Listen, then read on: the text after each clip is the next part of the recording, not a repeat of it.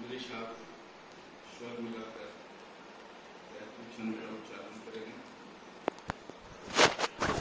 श्वास नाक लंबा हो।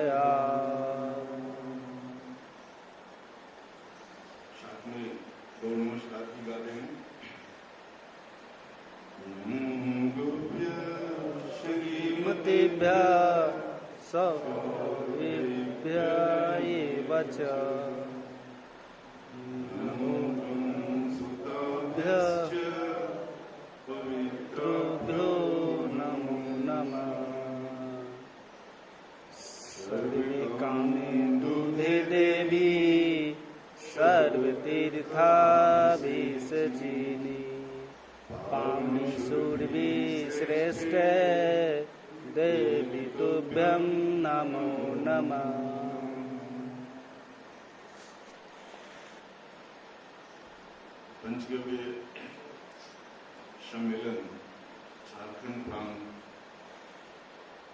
का यह तीसरा आयोजन है और जैसी हमारी परंपरा रही है प्रातःकालीन भगवान की पूजा अर्चना करना। सबसे पहले हमें ये समझ लेना चाहिए भगवान कौन है और उनकी पूजा अर्चना करनी चाहिए।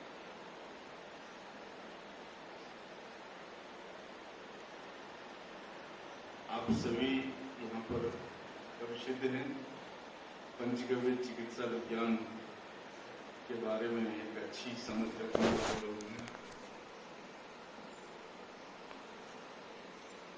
प्रकृति जिन 5 यौगिक तत्वों के मेल से बना है, मात्र पृथ्वी नहीं बल्कि सौरमंडल के सारे ग्रह उपग्रह और सारे ग्रह उपग्रह पर रहने वाले जीव, वनस्पति जगत और अन्य,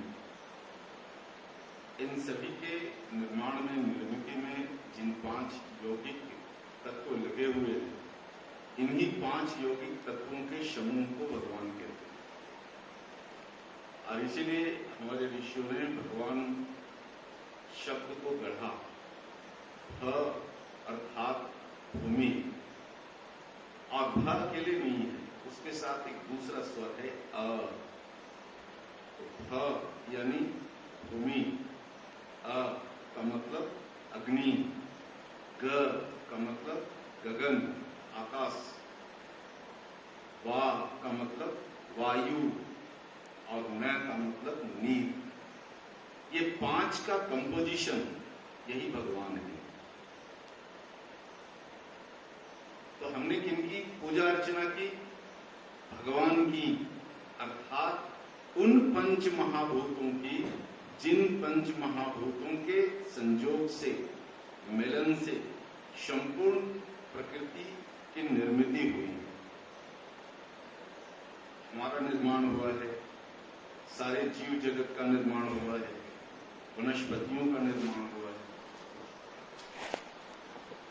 आने वाले दिनों में प्रकृति ने हमें जिन कार्यों के लिए उत्तरदायी मानते हुए इस विज्ञान को पढ़ने की प्रेरणा दी है, इस संबंध में हमारा जो कुछ भी कर्तव्य बनता है, वह कर्तव्य यही है कि भगवान का संतुलन करें। यानी भूमि, जल, अग्नि, वायु, आकाश, इन 5 का संतुलन करें, अर्थात भगवान का संतुलन करें। इसी कारण से ये 5 महाभूत पूजा साधना का नियोजन हम लोगों ने किया कि हम अपने सारे कार्यों में प्रकृति ने जिन जिन कार्यों के लिए हमें उत्तरदायी माना है, उन सभी कार्यों को करने के लिए पहले भगवान की पूजा अर्चना करें। इन्हीं 5 तत्वों का विज्ञान हमने पढ़ने की कोशिश की है, समझने की कोशिश की है और अपने जीवन में इसके उपयोग पर काम किया है, इसकी उपयोगिता पर काम किया है।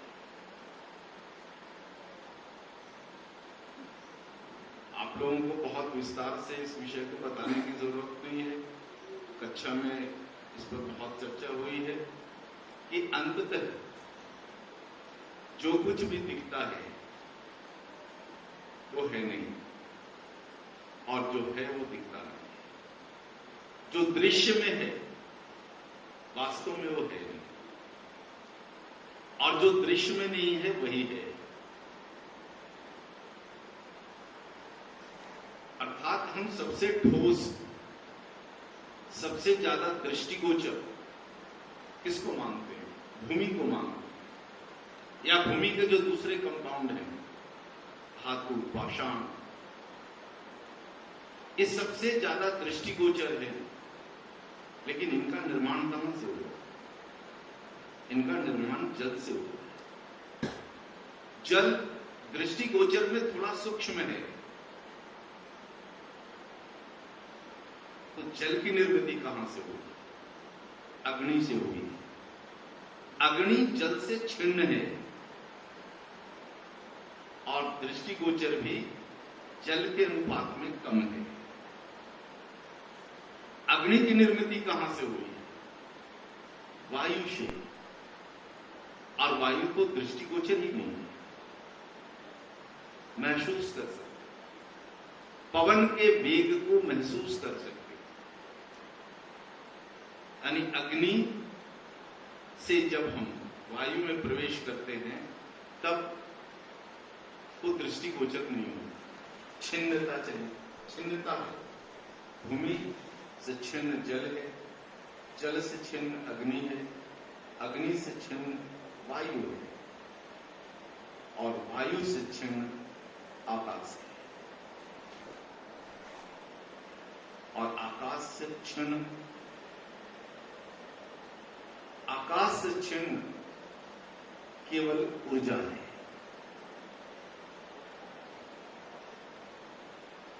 इसको हम ब्रह्म ऊर्जा भी कह सकते हैं, इसको अंग्रेजी में कॉस्मिक एनर्जी भी कह सकते हैं। इन दोनों के बीच एक और एनर्जी है, इसको फोटोन एनर्जी भी कह सकते हैं। तो अंततः जो कुछ भी दिख रहा है, ये सारा कुछ दृष्टिगोचर किसके कारण? ऊर्जा की सघनता के कारण है। ब्रह्म ऊर्जा का सघन होना आकाशीय तत्व में बदलता है, आकाशीय तत्वों का सघन होना वायु तत्व में बदलता है, और वायु तत्वों का सघन होना अग्नि तत्व में बदलता है, अग्नि तत्व का सघन होना जल में बदलता है, और जल तत्व का सघन होना भूमि तत्व में बदलता है, और भूमि तत्व का सघन होना पाषाण में बदलता है, और पाषाण तत्वों का सघन होना धातु में बदलता है। तो अंततः जो कुछ भी दिख रहा है ये क्या है? ऊर्जा को देख सकते हैं? नहीं देख सकते। तो मिट्टी का अंततः रूप क्या है? ऊर्जा। धातुओं का अंततः रूप क्या है? ऊर्जा। पाषाण का अंत रूप क्या है? ऊर्जा। सब कुछ ऊर्जा है, और ऊर्जा दृष्टिगोचर नहीं है, दृश्य में नहीं है। यानी जो मूल में है वो दिखता नहीं। मिट्टी के मूल में क्या है? ऊर्जा। मूल को हम देख नहीं सकते, लेकिन मूल की सघनता को देख सकते हैं। तो पूरा जो जगत है, जगत का जो पूरा खेल है, इसी का खेल है। दृष्टि और जो दृष्टि में नहीं है। इसलिए इन पांचों रूपों को मिलाकर हमारे पूर्वजों ने जिस शब्द की उत्पत्ति की, उस शब्द का नाम है भगवान। पांचों का सम्मिलित रूप, इसलिए इन पांचों के सम्मिलित रूप को हम क्या करते हैं, उनकी साधना करते हैं, ताकि उनके साथ मेरे मन का जुड़ाव हो जाए। हमारा मन जो विचार करे, उस विचार को भूमि तत्व समझ लें, जल तत्व समझ लें, अग्नि तत्व समझ लें, वायु और आकाश तत्व समझ लें। अर्थात हमारे मन की भावना को भगवान समझ ले। करने वाला वही है। इस शरीर में जो कुछ भी विकार उत्पन्न होगा और जिन विकारों के लिए हम चिकित्सा का काम करेंगे, उसको कौन समझेगा? भगवान को ही समझना पड़ेगा। यानी शरीर के भूमि जल अग्नि वायु आकाश को ही समझना पड़ेगा। इसके लिए भगवान के साथ हमें समन्वय जोड़ना ही पड़ेगा। ड्राइवर अगर अपनी गाड़ी के साथ समन्वय ना जोड़े तो गाड़ी ठीक से नहीं चलेगी। आम बोलचाल की भाषा में कहते, जी इस गाड़ी पर मेरा हाथ नहीं बैठा हो, थोड़ा आप चला, या थोड़ी देर चला लूंगा तो हाथ बैठ जाए। ये साधना हाथ बैठाना है। किसके साथ? भगवान के साथ। यानी उन पांच तत्वों के साथ, जिन पांच तत्वों पर और जिन पांच तत्वों की मदद से हमें कार्य करना है। तो ऊर्जा अंत में क्या है? सब कुछ ऊर्जा है। तो अंत में ऊर्जा क्या है? ऊर्जा स्वर है, तरंग है। इन तरंगों तक हमें पहुंचना है। और इसलिए हमारे पूर्वजों ने संपूर्ण विज्ञान को स्वर के विज्ञान में बांधा। स्वर, इसलिए स्वर पर साधना करो, स्वर की साधना करो। स्वर की साधना अर्थात उस परम ऊर्जा की साधना जिनकी सघनता से भगवान की निर्मिति हुई है, यानी पांच तत्वों की निर्मिति हुई है।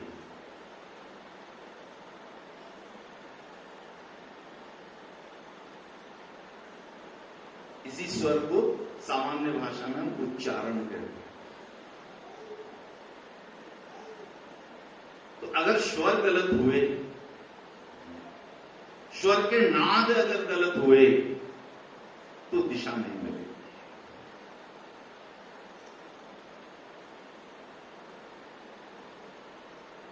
इसलिए बार बार आप सभी गविशुद्धों को कहता हूं कि आप अपने जीवन में इस पंच महाभूत पूजा को नियमित रूप से करो।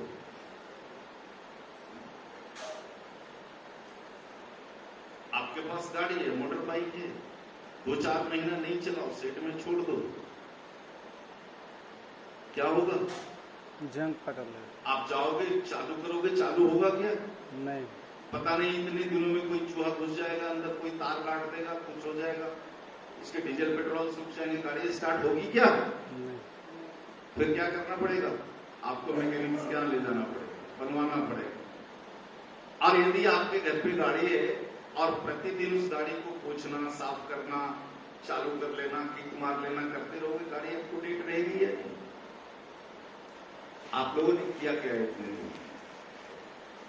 ईमानदारी से हाथ उठाना, कितने लोगों ने इस पंच महाभूत पूजा को किया है अपने जीवन में? हाथ उठाना है ईमानदारी के साथ, बेईमानी नहीं।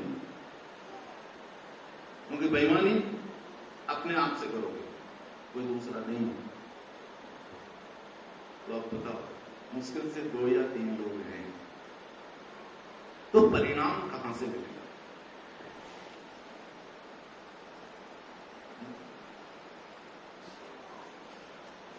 कहां से परिणाम की आशा करते हो? जिन महाभूतों से आपको खेलना है, जिन महाभूतों से आपको काम लेना है, उन महाभूतों के साथ अगर हमारे मन का जुड़ाव नहीं होता है तो ये महाभूत हमारी बात कैसे सुनेंगे?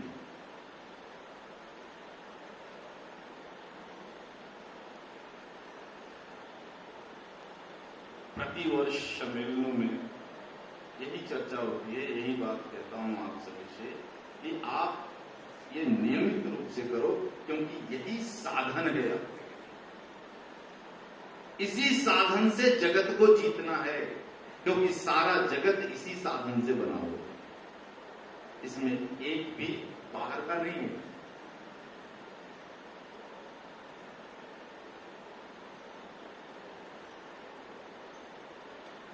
आप अपने घर पर अस्त्र रखते हो, क्या अस्त्र को जब जरूरत होती है तब निकालते हो या बार बार निकाल के धार चढ़ाते हो?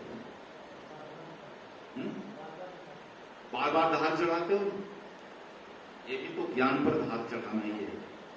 तो इस ज्ञान पर धार अगर आपने नहीं चढ़ाया तब जरूरत के समय ये धारदार काम नहीं करेगा, क्योंकि इसमें धार आपने दिया ही नहीं। और ये धार क्या है? स्वर ही धार है। और अगर स्वर का नाद अगर ऊंचा नीचा हुआ तो दुष्परिणाम भी आ सकता है।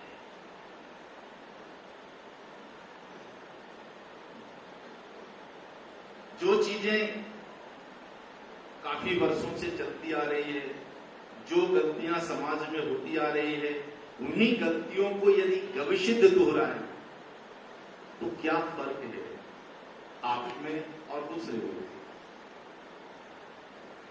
आप सामान्य डॉक्टर नहीं हो, आपकी परिभाषा क्या? आप दूसरे तरह के डॉक्टर हो। केवल बीमारियों पर चिकित्सा करने के लिए प्रकृति ने आपको नहीं चुना है। प्रकृति को कुछ और काम लेना है आपसे।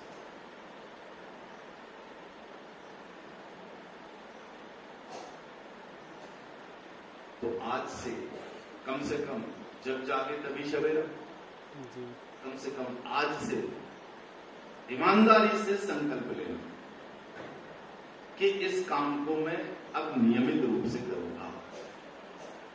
हाथ उठाओ, कितने लोग संकल्प ले सकते? जो नहीं कर सकते हाथ नहीं उठाओ। कोई जोर जबरदस्ती नहीं है। करोगे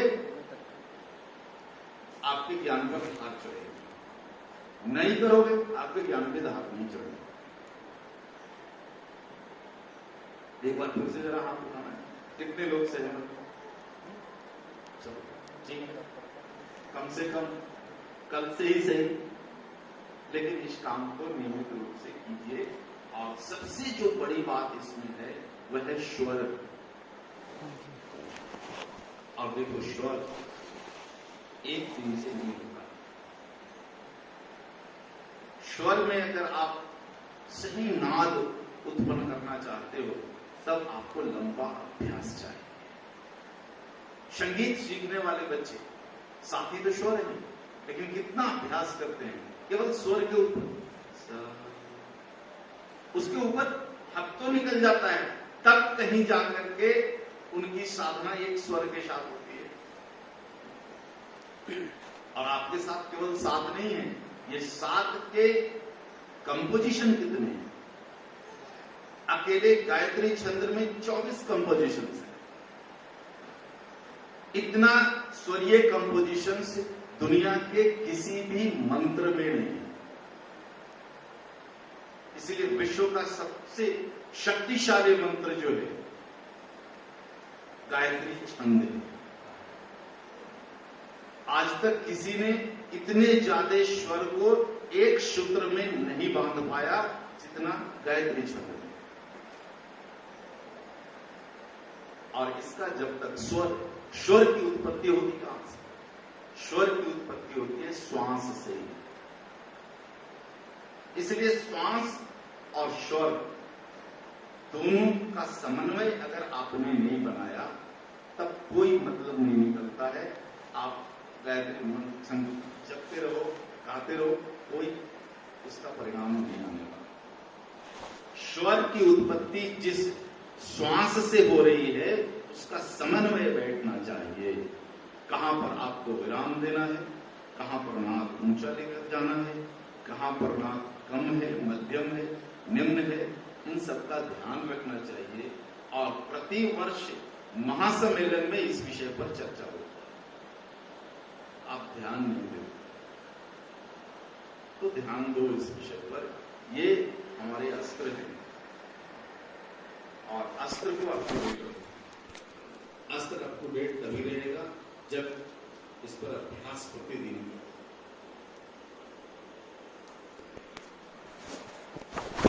प्रकृति सबसे जो पहला स्वर उत्पन्न करती है वह है ओंकार। इसलिए ओंकार से ही फिर सारे स्वर निकले और फिर स्वरों के कंपोजिशन से फिर सुर बने।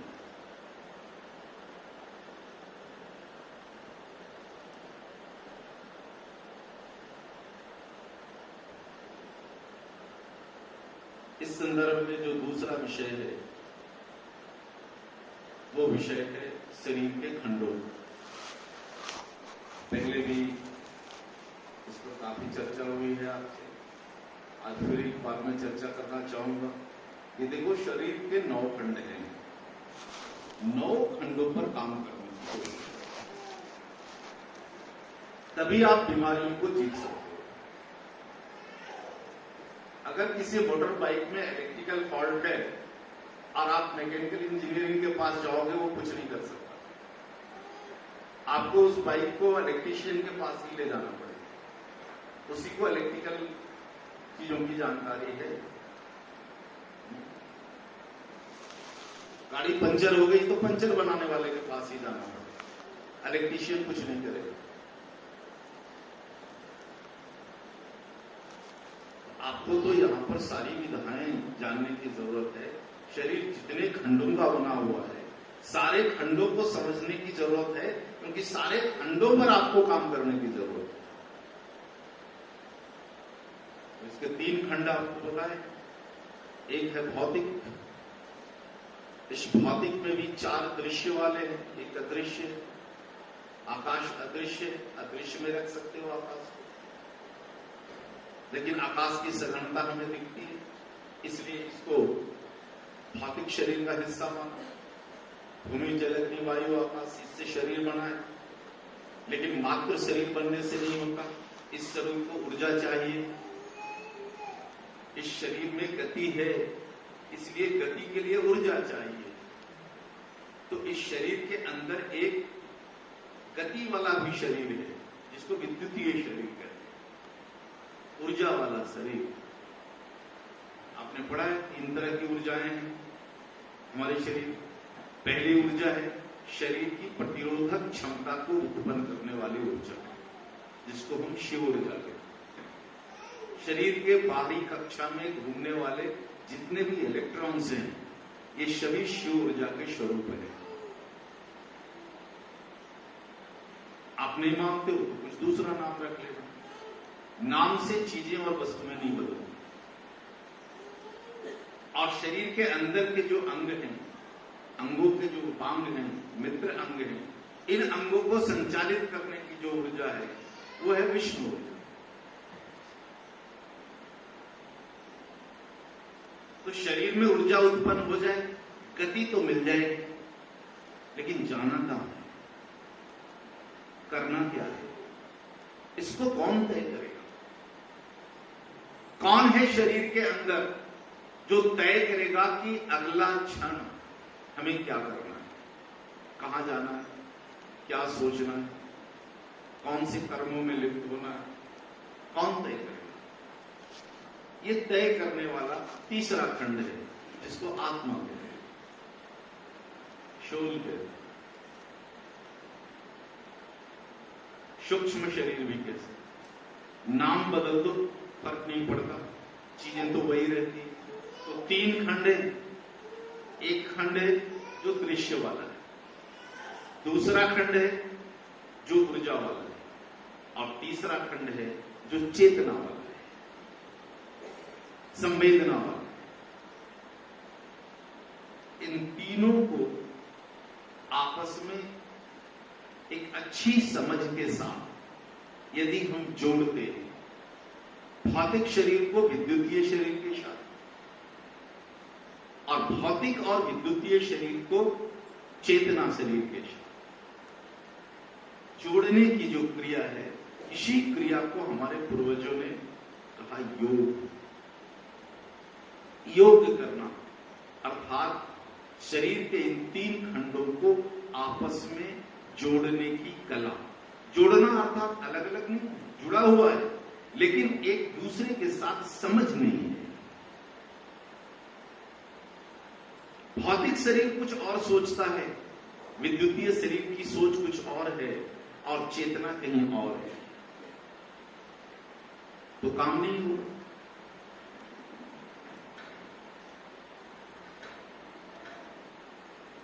एक पब्लिक ट्रांसपोर्ट है, उसमें 3 कर्मचारी होते हैं, एक ड्राइवर है, दूसरा कंडक्टर है और तीसरा खलासी है। ड्राइवर की सोच है कि टाटा नगर जाना, कंडक्टर ने सोच बैठा रखी है कि डाल्टनगंज जाना, और खलासी की सोच है कि नहीं मेरे घर पे जाना। गाड़ी कहां जाएगी? पहुंच सकती है मुश्किल से। बिल्कुल ऐसा ही हमारे शरीर के साथ है। अगर हमारा भौतिक शरीर कुछ और सोच रहा है, विद्युतीय शरीर कुछ और सोच रहा है और चेतना शरीर कुछ और सोच रहा है, तो जिंदगी की गाड़ी मोक्ष तक नहीं जा सकती। लक्ष्य तो मोक्ष है, लक्ष्य तो सूर्य में विलय होने का है। विलय होने के लिए जो शरीर मिला है, उनके 3 खंडों की सोच 3 है। हो सकता है विलय? बताओ, हो सकता है? रास्ते में झगड़ा हो जाएगा, ड्राइवर कहेगा कि मुझे यहां जाना, कंडक्टर नहीं मेरी आदत से गाड़ी चलती है, इधर चलो। खलासी कहेगा नहीं शाम हो गया, मुझे घर जाना है, पहले घर छोड़ो।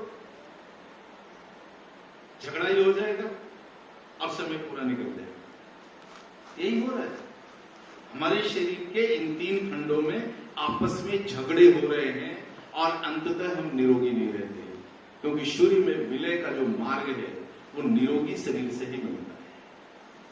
जब तक शरीर निरोगी नहीं, तब तक सूर्य में विलय का मार्ग नहीं मिल सकता। महर्षि वाक भट्ट ने क्या कहा? निरोगी काया। सर्वप्रथम निरोगी काया।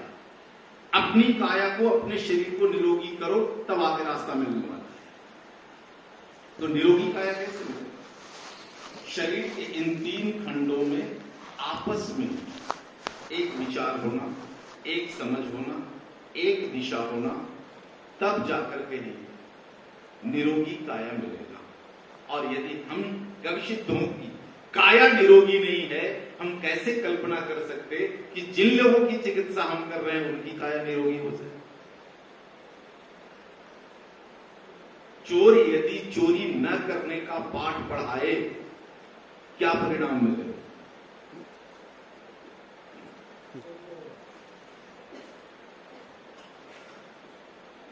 हमारे देश के राजनेता प्रतिदिन पाठ पढ़ाते हैं, ईमानदारी ईमानदारी, भ्रष्टाचार बंद करो। हो रहा है क्या? क्यों? कि वो खुद नहीं बंद कर रहे।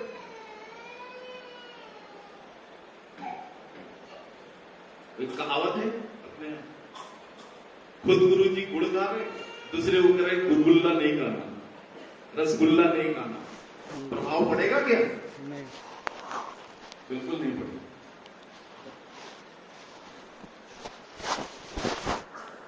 कल आपको गुरु की भूमिका में आना है, क्योंकि जब तक इस विषय को लेकर के जगत जगेगा, तब तक आप गुरु की भूमिका में रहोगे। जगत को जगना पड़ेगा। इन 5 महाभूतों के संतुलन के लिए संपूर्ण जगत को जगना पड़ेगा, कोई दूसरा रास्ता नहीं। लेकिन जब तक जगत जगेगा, तब तक आपको गुरु की भूमिका में आना है। यही प्रकृति का निर्धारण है। इसलिए गुरु होने के जितने भी तत्व हैं धारण तो करना पड़ेगा, और नहीं धारण करो तो ये द्वंद्व चलेगा अंदर, तीनों शरीर का द्वंद्व चलेगा और लक्ष्य नहीं मिलने वाला। जब आपका काम दिखेगा समाज के अंदर, देश के अंदर, तब प्रश्न नहीं उठेंगे, और जब आपका काम नहीं दिखेगा तो हजारों प्रश्न उठेंगे।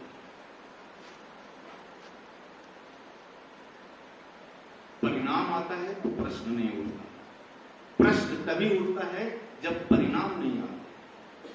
किसी मरीज को आपने पंचगव्य की औषधियां दी, परिणाम नहीं आया, कल आपसे 100 सवाल करे, लेकिन यदि परिणाम आ गया तो सवाल नहीं करेगा। तो आपके जीवन में सवाल लोग इसलिए कर रहे हैं क्योंकि हमारे कामों से वह परिणाम नहीं आ रहा है जिस परिणाम की अपेक्षा भारत राष्ट्र को है, और उसके मूल में विषय यही है कि हम साधना नहीं करते।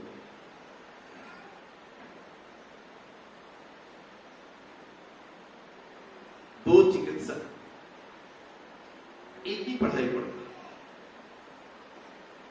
बराबर का समय दिया, 6 साल बराबर का समय दिया, एक ही पढ़ाई पढ़ी, दोनों ने बराबर कॉलेज में डोनेशन दिया, सब कुछ बराबर हुआ, लेकिन दोनों जब अभ्यास के लिए बाजार में उतरते हैं तो एक की प्रैक्टिस अच्छी चलती है, दूसरे की अच्छी नहीं चलती। सब कुछ तो बराबर ही,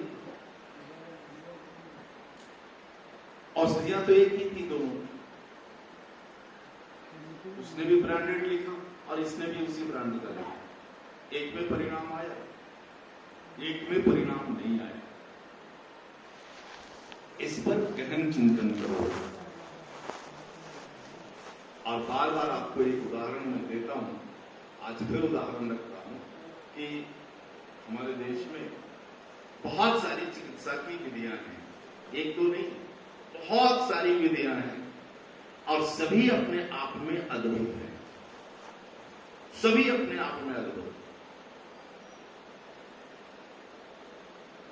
हमारी अज्ञानता है कि उस अद्भुत को हम पहचान नहीं पाते और उसे अंधविश्वास की श्रृंखला में रखते हैं। ये हमारी कमी है। इसमें जो अपने अस्त्रों के साथ साधना अधिक करता है उसका प्रैक्टिस अच्छा चलता है, और जो अपने साधनों के साथ समन्वय नहीं बैठाता है उसमें परिणाम नहीं आता। आपको परिणाम लाना है तो भगवान के इन 5 स्वरूपों के साथ आपके मन का आंतरिक जुड़ाव होना चाहिए। भूमि के साथ आपका मन, अंतर्मन जुड़ जाना चाहिए। जल, अग्नि, वायु, आकाश के साथ आपका अंतर्मन जुड़ जाना चाहिए। एक बार जोड़ के देखो, आप जो कहोगे ये मिट्टी करेगी, आप जो कहोगे ये जल करेगी। एक भूल जो आधुनिक विज्ञान ने किया है कि इन 5 को निर्जीव घोषित किया, यह आधुनिक विज्ञान की सबसे बड़ी भूल में मानता हूं। जो निर्जीव है वो सजीव को कैसे उत्पन्न कर सकता है? तो हम अनाज के दाने को मिट्टी में डालते हैं, मिट्टी में नमी होती है यानी जल है, खोदी हुई मिट्टी में वायु तत्व है, खोदी हुई मिट्टी के अंदर सूर्य का प्रकाश है, और सारा कार्य आकाश के नीचे हो रहा है। इन 5 महाभूतों के जुड़ने से जब कोई बीज उसमें पड़ता है तब अंकुरण हो जाता है, यानी वह बीज सजीव हो जाता है। यदि मिट्टी, जल, अग्नि, वायु, आकाश यदि निर्जीव है तो वह सजीव को कैसे उत्पन्न कर सकता है? विचार करो। मिट्टी निर्जीव नहीं है, मिट्टी सजीव तत्व है। जल, अग्नि, वायु, आकाश ये सभी सजीव तत्व हैं। भूल यही हुई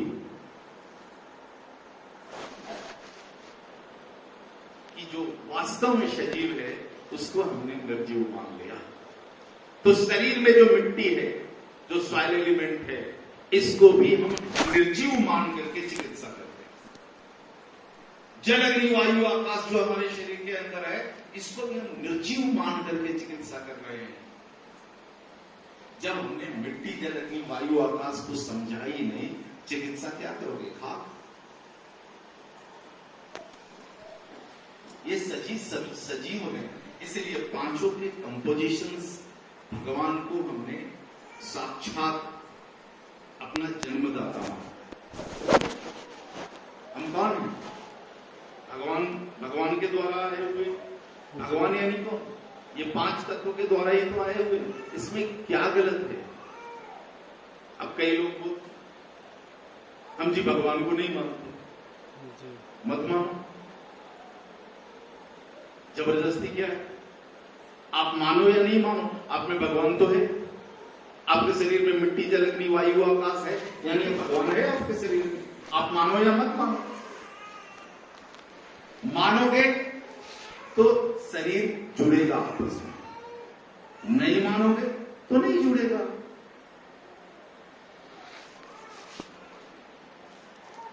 तो मेरा जो आज इस प्रसंग पर बात करने का जो मुख्य तात्पर्य है वो यही है कि हम अपने शरीर के तीनों खंडों को जोड़ लें, यानी योग कर लें।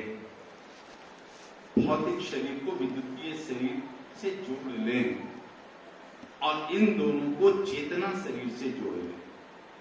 ये सारा कुछ यदि हो गया तो यह शरीर हमारे नियंत्रण में होगा। और जब तक शरीर को नियंत्रित नहीं करोगे तब तक इस शरीर से कोई ऐसे ऊंचे उत्कृष्ट कार्य नहीं हो सकते।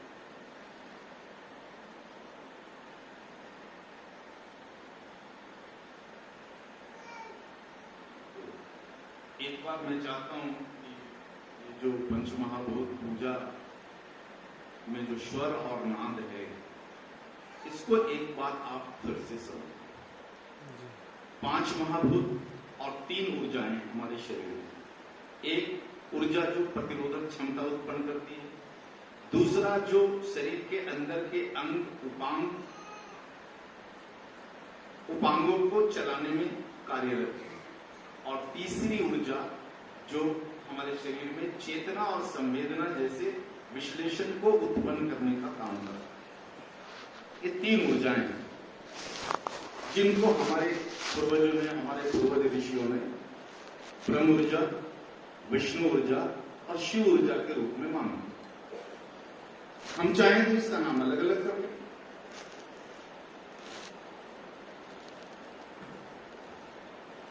तो इन सभी को जोड़ने के लिए जो नाद उत्पन्न करना है, वह नाद स्वर से उत्पन्न होगा। और स्वर कहां से? श्वास की क्रिया से उत्पन्न होगा। इसलिए श्वास की क्रिया पर विशेष ध्यान रखना। प्रातःकालीन हमारे शरीर के किस अंग का समय है? फेफड़े का समय है। ये सारा कार्य हम कब कर रहे हैं? जब हमारे शरीर के अंदर का फेफड़ा सबसे ज्यादा एक्टिव है, जब लंग्स सबसे ज्यादा एक्टिव है, उस समय हम इस कार्य को इसलिए कर रहे हैं क्योंकि हमें लंबा नाद उत्पन्न करना है। किस स्वर के साथ? प्रकृति के प्रथम स्वर के साथ। प्रकृति का प्रथम स्वर कौन सा है? सूर्य अपनी गति, अपनी धुरी पर घूमते हुए, गतिशील होते हुए जो नाद उत्पन्न करते हैं, यही प्रकृति का प्रथम नाद है, जिसको ओंकार कहते हैं। इसलिए इस ओंकार का लंबा नाद उत्पन्न करते हैं। करो जरा एक बार।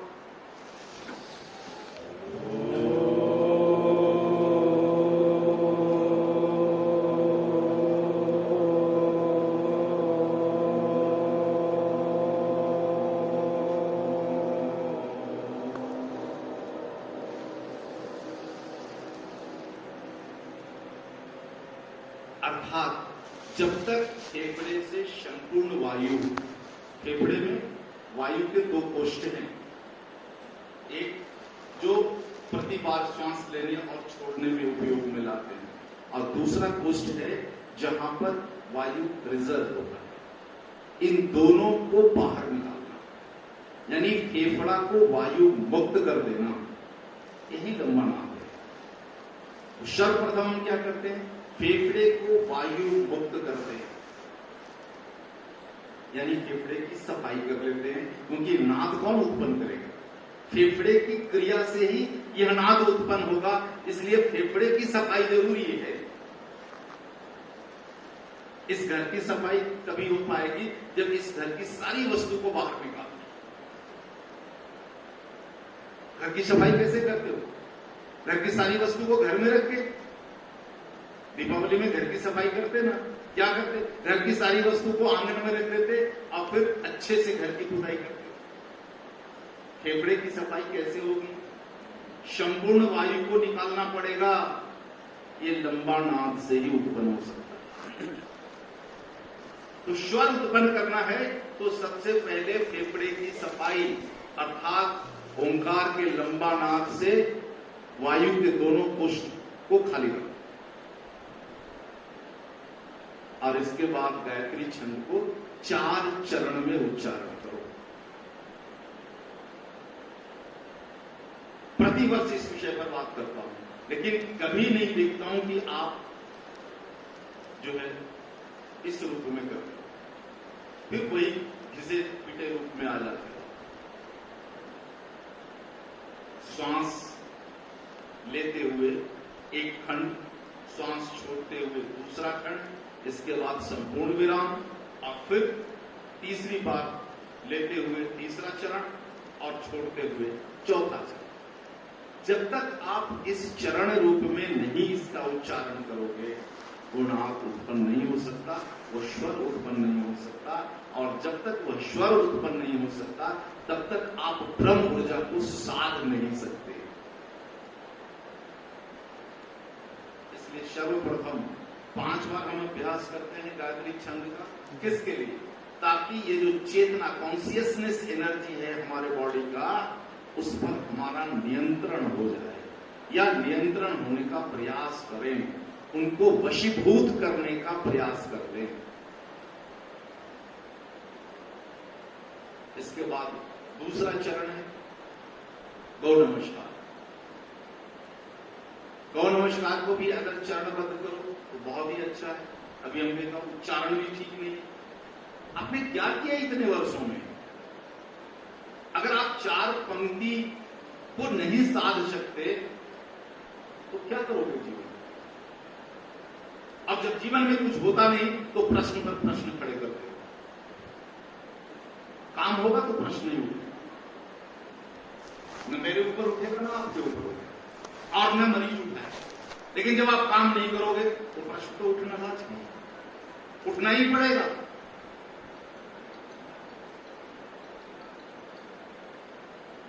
तीसरा चरण है शिव ऊर्जा, यानी हम अपने शरीर के बाहरी हिस्से का जो इलेक्ट्रॉन्स है उसको साथ लें। उसके लिए हम कौन से मंत्र का उपयोग करते हैं? महामृत्युंजय। तो यहां महामृत्युंजय में ओंकार का नाद छोटा हो जाता है, छोटा ना, लेकिन गायत्री के शब्द लंबा। ब्रह्म ऊर्जा कहां है? पृथ्वी के शरीर के बाहरी कक्षा में, सबसे दूर। इसलिए इस नाद को लंबा करना पड़ेगा। लेकिन शिव ऊर्जा कहां है? शिव कहां है? हमारे शरीर के बाहरी कक्षा में, सबसे नजदीक। इसलिए लंबा ओंकार की जरूरत नहीं है, छोटा ओंकार।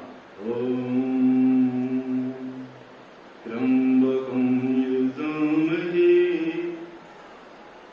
सुगंधिं पुष्टिवर्धनम् उर्वारुकमिव बन्धनान् मृत्योर्मुक्षीयमामृताम्। कितने चरण हुए? 4 चरण। आपने ध्यान रखा है इस 4 चरण का? तो हमारे शरीर के बाहरी कक्षा के जो इलेक्ट्रॉन्स हैं, आप उनको कैसे बांध पाओ?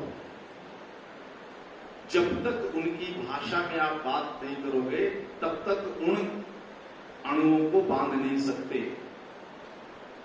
एक इन अणुओं की भाषा है, महामृत्युंजय इन्हीं अणुओं की भाषा है। उनकी भाषा में स्वर उत्पन्न करना पड़ेगा, तभी आप उनको साध सकते। ब्रह्म ऊर्जा को साधने के लिए उनकी भाषा है गायत्री छंद, उनका स्वरीय उच्चारण करना पड़ेगा। और अंततः हमें जिस कारण से ये सारे कार्य करने पड़ रहे हैं, वो कौन है? गाय। इसलिए गाय की रक्षा का भाव भी जागृत करना है। इसलिए गौरक्षा के शुभ हैं।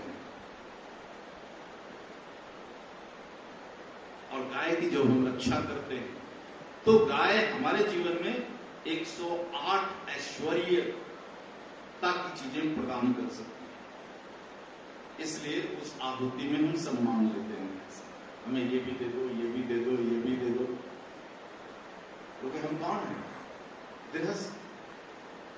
और गृहस्थी को सारा ऐश्वर्य चाहिए, सब कुछ चाहिए गृहस्थी को। सन्यासी को कुछ नहीं चाहिए, लेकिन गृहस्थी को सब कुछ चाहिए। गृहस्थी जीवन पर्यंत ईट को होता है, और जो गृहस्थी में नहीं है, वो जीवन पर्यंत अपने जीवन की वस्तुओं को छोड़ रहा है। गृहस्थ जीवन और संत जीवन में मात्र इतना फर्क है, एक जोड़ने वाला है और दूसरा छोड़ने वाला है। छोड़ने की, जीवन की वस्तुओं को, जीवन को छोड़ने वाला संत है और जोड़ने वाला गृहस्थ है। आप कौन? गृहस्थ हो। आपका काम है जोड़ना, समृद्धि खड़ा करना। कैसे जोड़ोगे? कैसे समृद्धि खड़ा करोगे? मांगना पड़ेगा। कौन देगा? गाय दे सकती है, क्योंकि उसके पास सब कुछ है। इसलिए गृहस्थ जीवन की 108 ऐश्वर्यता हम गाय से मांग लेते हैं, तो ऐसे ही मिलेगा क्या? कुछ तो देना पड़ेगा, कुछ तो देना पड़ेगा। तो क्या देंगे? जीवन का जो सबसे अमूल्य है वही देना पड़ेगा। तो जीवन का सबसे अमूल्य क्या है?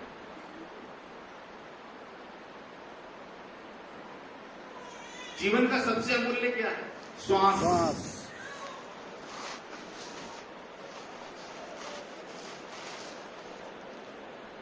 आप बोलते हो ना जी, आपके लिए जान तो हाजिर है, मांगना मत। देने का मन तो बहुत है, लेकिन एक ऐसी चीज है जो मांगना मत। तो क्या है? श्वास। श्वास अगर कोई मांग ले तो मुश्किल है, फिर देने वाला ही नहीं रहे। इसलिए हम यहां पर क्या आहुति में देते हैं? श्वास। यानी श्वास के 2 स्वर हैं, दोनों स्वरों को अर्पित कर देते हैं। क्या है? स्वर।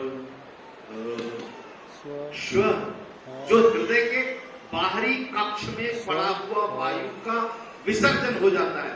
स्वर। रिजर्व बचा हुआ 150 ml निकल गया, फेफड़ा खाली हो गया। श्वास पूरा अर्पण कर दिया। इसलिए क्या कहा? स्वाहा नहीं बोलना, वो विकृति है। मूल क्या है? 2 स्वर है, स्व। स्व और हा के बीच में श्वास लेना नहीं। स्व जो स्वर है वो फेफड़े के बाहरी कक्षा के वायु को निकालता है और ह रिजर्व को निकाल देता है। इसलिए शिव पुराण में ये शब्द है, ये शिव पुराण का अंश है। स्व बताने के बाद भी मैं देख रहा था कई लोग स्वाहा स्वाहा स्वाहा, तो काहे बोल रहे? अच्छा है, चुप बैठ जाओ। कुछ दे नहीं सकते, कुछ अर्पण नहीं कर सकते। आपसे गाय ने मांगी है क्या? स्वांसी तो मांगी है, अर्पण नहीं कर सकते तो चुप तो बैठो कम से। तो इन विषयों को सीखना एक बात है और इन विषयों के साथ जीना दूसरी बात। तो जीने का काम कीजिए इन विषयों के साथ, और जीने के लिए प्रतिदिन की साधना बहुत जरूरी है। प्रतिदिन की साधना जरूरी है। और फिर अंत में ये सारा प्रपंच किसके लिए? किसके लिए ये सारा प्रपंच? शरीर के लिए। ये सारा प्रपंच किसके लिए करते हैं? ये गृहस्थी किसके लिए बनाते हैं? गृहस्थी के एक एक ईंट को किसके लिए जोड़ते हैं? शरीर के लिए। शरीर को सुख मिले इसलिए शरीर को भी नमस्कार अंत में करते हैं। कैसे? विष्णु नमस्कार के शब्द। ये विष्णु कौन है? शरीर के अंदर के सारे जो ऑर्गन्स हैं उसमें प्रवाहित ऊर्जा ही तो विष्णु है, इसलिए उस ऊर्जा को भी नमस्कार करते हैं। इस नमस्कार में उस ऊर्जा के सारे स्वरूप हैं।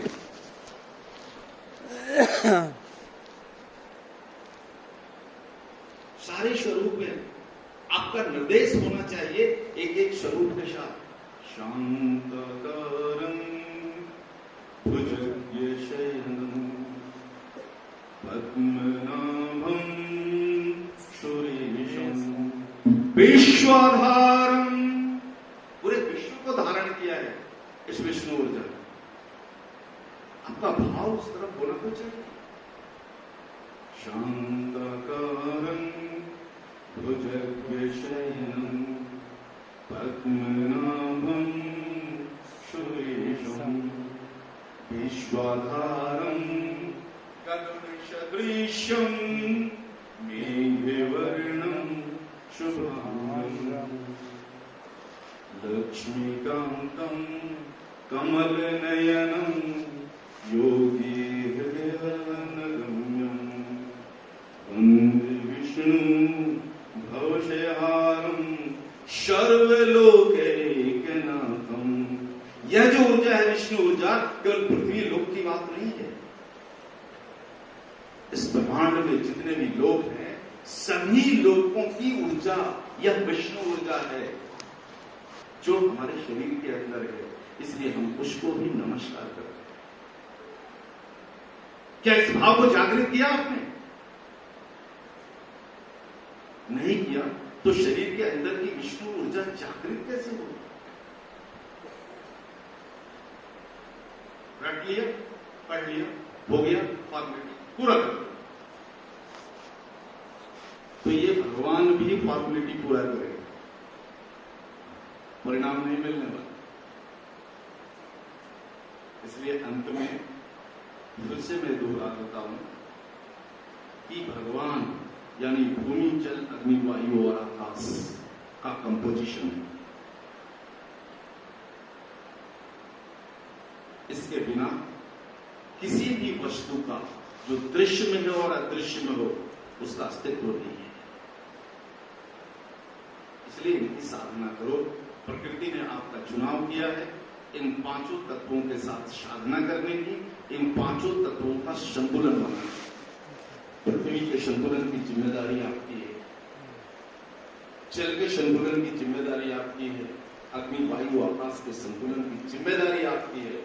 लेकिन हम जिम्मेदारी पूरा करने में सक्षम नहीं है, इसलिए प्रकृति ने हमें गाय प्रदान की है, क्योंकि गाय का गोबर शुद्ध भूमि तत्व है,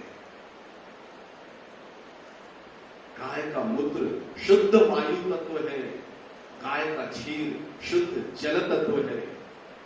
और छिपे हुए दो महाभूतों को हमने दूध में ढूंढ कर निकाल लिया, अग्नि तत्व और आकाश तत्व। पूरे सृष्टि और यदि ऋग्वेद की मानो तो किसी भी ब्रह्मांड में गाय के अलावा कोई ऐसा प्राणी या जीव नहीं है जो इन पांचों महाभूतों को धारण करता हो, अर्थात भगवान को धारण करता हो। अब इसी विज्ञान की गहराई को हमारे पूर्वज ऋषियों ने समझ लिया, इसलिए इस सृष्टि में सबसे, इस जगत में सबसे महत्वपूर्ण प्राणी माना तो गाय को माना।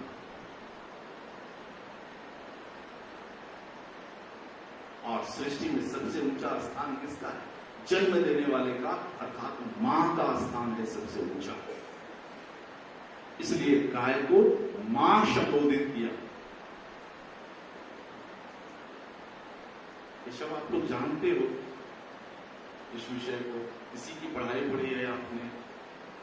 एक कमी जो रह गई है, इसको धारण करना, वो धारण नहीं किया।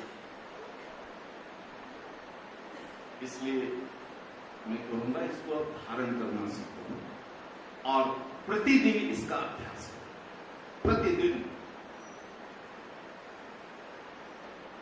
आपको कंठस्थ हो गया, आप सोचते हो कंठस्थ हो गया जी, मैं कहीं भी जाऊंगा, कहीं भी करूंगा, गा लोगे, स्वर उत्पन्न नहीं कर सकते। स्वर की उत्पत्ति के लिए प्रतिदिन का अभ्यास होना चाहिए। इसलिए प्रतिदिन का अभ्यास करो इस विषय को लेकर। और इसी के साथ जो आज के इस संवाद सत्र को मैं यहीं पर पूर्ण कर रहा हूं। यदि इस संवाद सत्र में कुछ प्रश्न है तो पूछ सकते हो। समय है जी, ऐसा होंगे आधा घंटा समय, 8 बजे तक बैठ सकते हैं।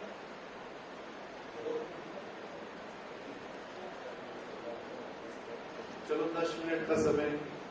यदि इस संवाद क्षेत्र में कुछ प्रश्न है आपके पास तो आप उसका निवारण कर लो।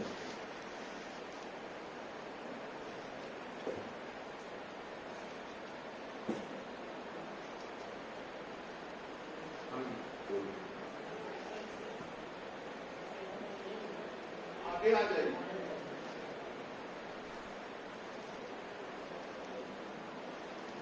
कॉर्डलेस माइक तो था, कोई बात नहीं, आप बता दीजिए।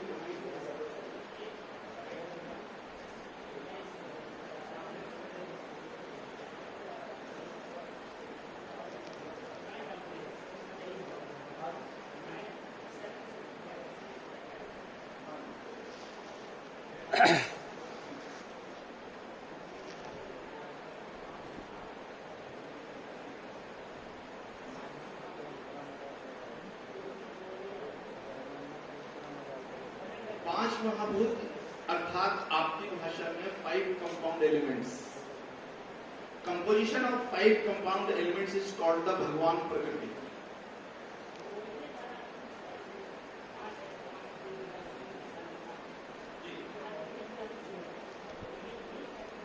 नहीं, इसको हमें सही समझना पड़ेगा, ये उल्टा है।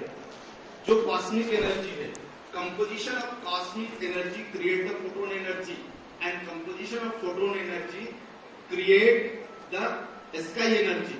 Composition of the sky energy create the air energy या air element. Composition of air element create the fire element. Composition of fire element create the water element and composition of water element create the soil element. Composition of soil element create the पाषाण element. Composition of पाषाण element create the metals, धातु। जी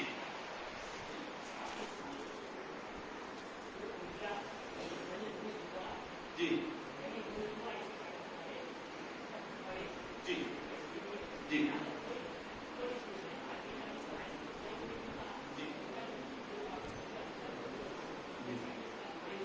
जी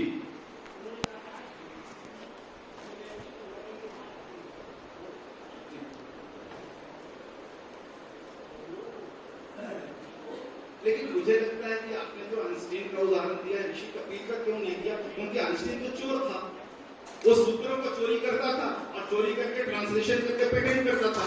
मुझे तो लगता है कि आपको ऋषि कपिल का उदाहरण देना चाहिए।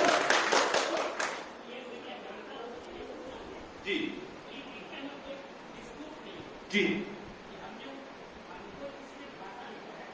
जी जी हाँ, बिल्कुल सही।